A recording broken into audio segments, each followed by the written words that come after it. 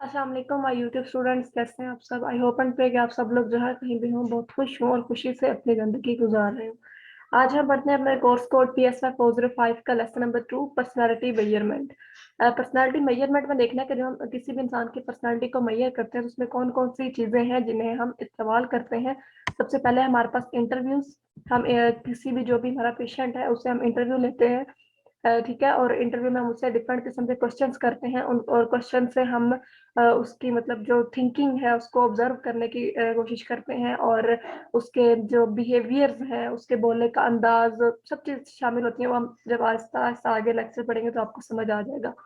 इसमें सबसे पहले स्ट्रक्चर्ड इंटरव्यूज है। ठीक है, स्ट्रक्चर्ड इंटरव्यूज क्या होते हैं कि फॉर एग्जांपल अगर आप किसी भी पेशेंट से कोई भी इंटरव्यू लेने लगे हैं तो उससे पहले आपने एक क्वेश्चन का स्ट्रक्चर तैयार करके रखा होता है। ठीक है, फॉर एग्जांपल आपने एक कंप्लीट इंक्वायरी बनाई होती है कि आप उससे ये वाले क्वेश्चन करेंगे। इससे ये होता है कि जो आपका पेशेंट होता है, आई डोंट नो पेशेंट कहना चाहिए या नहीं, लोग कुछ डिप्रेशन के मतलब कि उन्हें इफेक्ट हो जाता है जिसकी वजह से वो साइकोलॉजिस्ट के पास आते हैं, लेकिन हम यहाँ पे पेशेंट का नाम इस्तेमाल कर रहे हैं ताकि आप लोगों को क्लियर रहे। ठीक है, ठीक है। और फिर वो पेशेंट होता है तो वो उससे एक किस्म की प्रॉपर तरीके से इंक्वायरी तैयार करके रखी होती है कि उससे ये वाले क्वेश्चन करने हैं। और उससे ये होता है कि अगला बंदा जो कि पेशेंट है वो भी थोड़ा कंफ्यूज हो जाता है कि यार इस तरह के क्वेश्चन करेगा और इनका जवाब देना है।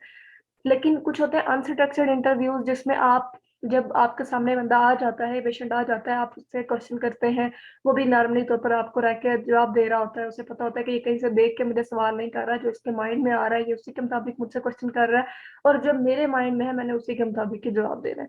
तो इसलिए ये नोटिस किया गया है कि जो अनस्ट्रक्चर्ड इंटरव्यूज होते हैं वो ज्यादा सक्सेसफुल रहते हैं। अगला इंसान आपको ज्यादा खुल के अपनी बात बता सकता है। ऑब्जर्वेशनल प्रोसीजर्स इसमें क्या होते हैं कि फिर जैसे मैंने पहले कहा था कि आहिस्ता-आहिस्ता हमें समझ आएँगी बातें कि जिस दिन आप ऑब्ज़र्व करते हैं, आपके पास जो पेशेंट आया है, वो दरवाज़े से इंटर हुआ है, आप उसका वो आपको सलाम कैसे करता है, वो बात कैसे करता है, उसके बोलने का अंदाज़ कैसा है, उसके बातें करने की बोलने की स्पीड कितनी तेज़ है, और उसके जो फेस एक्सप्रेशन है वो कैसे, everything including in observational procedures में शामिल हो जाती है। और ये कोई आम जो बंदा है वो इस चीज़ का गेस नहीं कर सकता, बल्कि जो प्रॉपर साइकियाट्रिस्ट होते हैं या जो साइकोलॉजिस्ट होते हैं वही इन चीज़ों को अच्छे से ऑब्जर्व कर पाते हैं। द मेंटल स्टेटस एग्जामिनेशन के बारे में कुछ लिखा हुआ है कि जो हमने ऊपर कहा कि कुछ ऑब्जर्वेशंस होती हैं, इसमें जो मेंटल स्टेटस की ऑब्जर्वेशन होती है उनमें क्या कौन कौन सी चीज़ें शामिल है कि अपीयरेंस एंड बिहेवियर।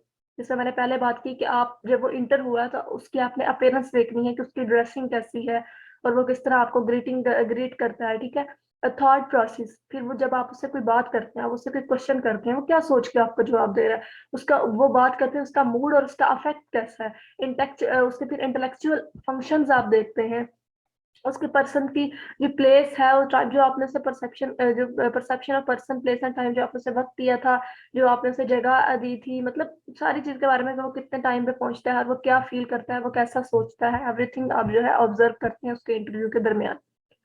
सबसे फिर बाद में आता है रेटिंग स्केल्स।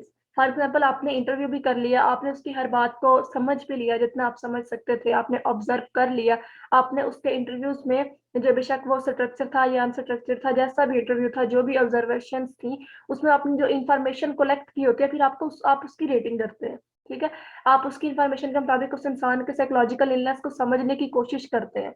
और फिर इसके आगे उन्होंने बताया कि टू रेटिंग स्केल्स के जो कुछ पॉइंट्स हैं, फिर आगे उन्होंने बिहेवियर कोडिंग सिस्टम बताया हुआ है और पर्सनालिटी इन्वेंटरीज के बारे में बताया हुआ है।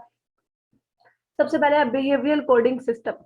बिहेवियरल कोडिंग सिस्टम के उन्होंने कहा है कि जरूरी नहीं कि आपको अगर कोई मसला होता है तो आप किसी डॉक्टर के पास जाए। आप अगर एक खुद आप अडल्ट हैं तो आप पहले ये कोशिश करें कि आप अपने आप का बिहेवियर खुद समझने की कोशिश करें। ठीक है, इसमें क्या आ जाता है कि फॉर एग्जांपल जैसे उन्होंने लिखा हुआ है कि some adult clients are able to make records and keep track of their own behaviour. उन्हें अपने बिहेवियर का खुद पता होता है, और मेरा भी यही मानना है, इंसान खुद को जितना जानता होता है इतना उसे कोई नहीं जानता। तो अगर आप खुद देखना शुरू करते हैं कि आपके बिहेवियर में कहाँ कमी आ रही है और आपको कहाँ मसला आ रहा है, तो दैट्स मोर गुड। ठीक है, पर्सनैलिटी इन्वेंटरीज क्या होती हैं आगे हम बढ़ते हैं। इसमें पर्सनैलिटी इन्वेंटरीज में होता है कि आप स्टेटमेंट्स को प्रेजेंट करते हैं, स्टेटमेंट्स की फॉर्म में जो है वो अगले बंदे के कैरेक्टर्स को, उसके ट्रेड्स को प्रेजेंट करते हैं। इसमें कुछ उन्होंने टेस्ट डेवलप किए हैं, वो हम उनके नाम देखेंगे और उनमें देखेंगे क्या क्या चीजें शामिल है। सबसे पहला हमारे पास MMPI टेस्ट। जिसका नाम लिखा हुआ है कि मिनेसोटा मल्टीफेजिक पर्सनैलिटी इन्वेंटरी, और ये डेवलप हुआ था 1940 में एंड पब्लिश्ड हुआ 1943 में। इसमें ये होता है कि आप ट्रू और फॉल्स के तौर पर अगले बंदे से क्वेश्चन करते हैं कि आपने जो भी फिक्रा बोला उसका सिर्फ ट्रू और फॉल्स में जवाब देना है, मतलब एक्सप्लेन नहीं कर सकता, वो सिर्फ ये बताए कि ये बात ठीक है उसके लिए या नहीं ठीक, इससे आप उसे अच्छे से ऑब्जर्व कर लेते हैं। उसके बाद फिर उन्होंने बताया हुआ कि ये कुछ ऑब्जेक्टिव टाइप्स हैं जो ऑब्जेक्टिव आ सकती हैं इसमें, कि ये कब डेवलप हुआ, इसका कंप्लीट नाम क्या है MMPI का, और उसके बाद उन्होंने बताया कि ये 550 आइटम्स पर कंसिस्ट करता है। और सबसे पहले हमारे पास के फिर उसके बाद उन्होंने बताया कि इसके 10 क्लिनिकल स्केल्स हैं MMPI में, और मतलब 10 क्लिनिकल स्केल्स को आप इस्तेमाल करते हुए किसी भी पर्सन की क्लिनिकल डिसऑर्डर्स को डायग्नोज कर सकते हैं। उसके बाद इसकी 4 वैलिडिटी स्केल्स बताए हुए हैं कौन कौन से हैं। ये स्केल्स का नाम काफी इंपॉर्टेंट है, एज अ शॉर्ट क्वेश्चन भी हमसे पूछे जा सकते हैं। इसमें लाइफ स्केल है, the F scale, infrequency scale, K scale, the can't say scale. ठीक है, ये कुछ ऑब्जेक्टिव्स और शॉर्ट क्वेश्चन टाइप के हैं जो आप लोगों ने याद करने हैं। ठीक है, लास्ट फिर आगे MMPI 2 है, इसे ये 5, 6, 7 स्टेटमेंट पर बेस्ड करता है, लेकिन जो इसके उन्होंने बताया हुआ कि जो क्लिनिकल स्केल्स हैं वो 10 ही हैं, जिसमें हम ये देखते हैं कि उन्होंने कहा कि ये जो स्केल्स हैं ये सिर्फ किसी पर्सन की डायग्नोस को डिटेक्ट करने के लिए नहीं यूज किए जाते, बल्कि अगर कोई पर्सन मतलब कोई थीफ है या आप देख रहे हैं कि फला बंदा झूठ बोल रहा है या नहीं, तो आप उस पर भी वो टेस्ट अप्लाई कर सकते हैं।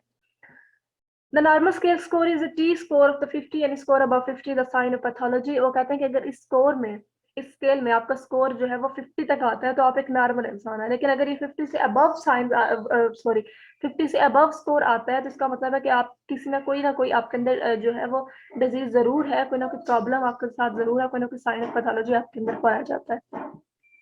नेक्स्ट है हमारे पास प्रोजेक्टिव पर्सनालिटी टेस्ट, और प्रोजेक्टिव पर्सनालिटी टेस्ट में हमारे पास क्या होता है कि दे इंक्लूड, ये शामिल होते हैं कि इसमें हम ये देखते हैं, हाँ पर्सनालिटी प्रोजेक्टिव टेस्ट में ये होता है कि आप अगले इंसान से क्वेश्चंस नहीं करते, जिस तरह हमने पहले देखा कि इंटरव्यूज होते हैं, क्वेश्चंस होते हैं, आप क्वेश्चंस नहीं करते, बल्कि ना आप ये अगले इंसान को पिक्चर्स देते हैं, और पिक्चर्स दे के आप उसे दिखाते हैं कि आप ये जो भी डिफरेंट आप उसे पिक्चर देते हैं, आप कहते हैं कि आप बताएं कि इन पिक्चर्स के मुताबिक आप उनसे पूछते हैं, आप ये ऑब्जर्व कर सकते हैं कि अगला इंसान जो है वो क्या सोचता है। ठीक है, मतलब ऑरली नहीं, आप उससे कुछ पिक्चर सीन करवा के आप उसके जो उसके माइंड में बातें हैं वो निकलवा सकते हैं। इसमें डिफरेंट टेस्ट शामिल होते हैं, जिसमें हमारे पास रोस्टेट इंक ब्लड टेस्ट है, और कैट है, HTP है, RISP टेस्ट है। ठीक है, इनके जो स्टैंड्स फॉर नेम है वो भी आप लोगों ने लाजमी याद करने हैं, ये भी पूछे जा सकते हैं, बल्कि आएंगे लाजमी पेपर में, इम्पोर्टेंट है। उसके बाद दी थीमेटिक एप्रिसेप्शन टेस्ट, TAT। ठीक है, इसमें उन्होंने बताया हुआ कि इसमें क्या चीजें शामिल होती हैं, इसमें भी कंसिस्ट ऑफ सीरीज, हाँ इसमें डिफरेंट कार्ड्स दिए जाते हैं, 31 कार्ड्स दिए जाते हैं, जिसमें 30 कार्ड्स उनके ऊपर पिक्चर्स बनी होती हैं, एक कार्ड जो होता है वो ब्लैंक होता है, और वो कार्ड देकर पेशेंट से कहा जाता है कि वो इस पर स्टोरी बनाए। उन कार्ड के ऊपर कुछ पिक्चर्स बनी होती हैं, कहा जाता है कि इसके मुताबिक आपने स्टोरी बनानी है। इससे भी हम इन अगले पेशेंट के माइंड की काफी बातें जो है वो निकलवा सकते हैं। और इसमें भी कुछ टेस्ट शामिल हैं जिसके डिफरेंट ग्रुप्स हैं, CAT जो कि चिल्ड्रन के लिए टेस्ट का अप्लाई किया जाता है, और SAT है जो कि सीनियर एब्सेप्शन टेक्निक्स के लिए इस्तेमाल किया जाता है। नेक्स्ट है रोटर्स इनकम्प्लीट सेंटेंस ब्लैंक टेस्ट। इसमें ये होता है कि आप फिल इन द ब्लैंक्स जो होती हैं वो दे के आप अगले इंसान से जो है वो ऑब्जर्वेशन हासिल करते हैं, जिसमें 40 आइटम्स मतलब कि 40 होती हैं, ये भी हम MCQs आ सकता है।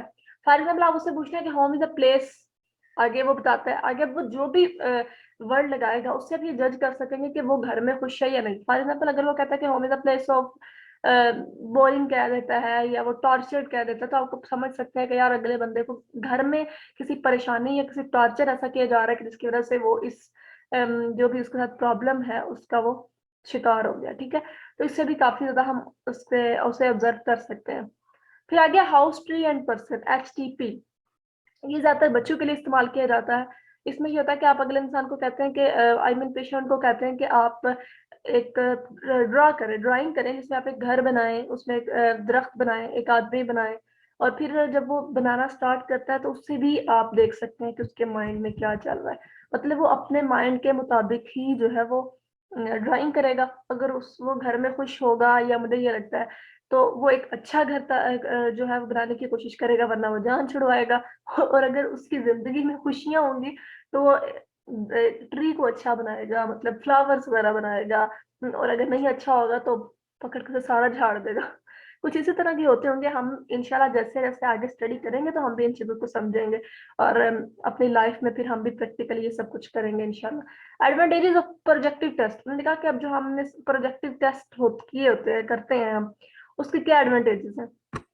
लास्ट वाली लाइन पे जब आप पढ़ेंगे आपको समझ आएगा कि प्रोजेक्टिव टेस्ट में provide information that can not be obtained through direct interviewing method और ऑब्जर्वेशनल प्रोसीजर्स। उन्होंने कहा कि जो हम इंटरव्यू करते हैं या जो हम ऑब्जर्वेशनल प्रोसीजर्स करते हैं, उनसे जो भी इंफॉर्मेशन मिलती है शायद उतनी इंफॉर्मेशन हम नहीं ले सकते जितनी हम प्रोजेक्टिव टेस्ट से ले लेते हैं। प्रोजेक्टिव टेस्ट से हमें ज्यादा इंफॉर्मेशन मिल जाती है। आगे भी उन्होंने कहा कि लिमिटेशन ऑफ प्रोजेक्टिव टेस्ट क्या होती है। देखिए हर चीज का कोई ना कोई जो है वो, कोई भी चीज कंप्लीट नहीं होती, हर चीज में कोई ना कोई कमी जरूर होती है। ठीक है, इसी तरह आप समझ सकते हैं कि चाहे आप जितने भी इंटरव्यू ले लें, चाहे आप जितनी भी ऑब्जर्वेशन कर लें, आप अगले इंसान को 100% नहीं जान सकते कि उसके माइंड में क्या है। ठीक है, आप गेस कर सकते हैं, आप एक आइडिया ले सकते हैं, आप उसका ट्रीटमेंट चले कर सकते हैं किसी भी तरह से, लेकिन आप उसे 100%ली तो आप किसी भी इंसान को ये नहीं कह सकते ना कि फलां इंसान के माइंड में ये चल रहा है, या फलां इंसान का माइंड में मतलब आप उसकी सोच नहीं बता सकते। आप गेस कर सकते हैं कि यार फलां इंसान किस इस वक्त ये सोचता है, या इस ऐसी सोच की वजह से वो इस तरह हो गया, या कुछ भी। फिर लास्ट में उन्होंने एक इंफॉर्मेशन दी हुई है कि एक सेल्फ रिपोर्ट इन्वेंट्री है जिसका नाम है फैमिली इन्वायरमेंट स्केल FES, जो कंपोज्ड है 90 ट्रू फॉल्स आइटम्स पर, और इसे डिजाइन किया गया है मेजर करने के लिए सोशल कैरेक्टरिस्टिक्स ऑफ फैमिलीज। तो ये हमारा बहुत ही इंटरेस्टिंग सा आई थिंक और लेसन था जिसमें हमने सारा कॉन्सेप्ट था मैंने आपको क्लियर करवाने की कोशिश की। और मिलते हैं नेक्स्ट लेक्चर में, अपना ख्याल रखिएगा, खुदा हाफिज। कहाँ जा रहे हैं भाई, सब्सक्राइब तो करें चैनल को, कर लिया, अब अल्लाह हाफिज।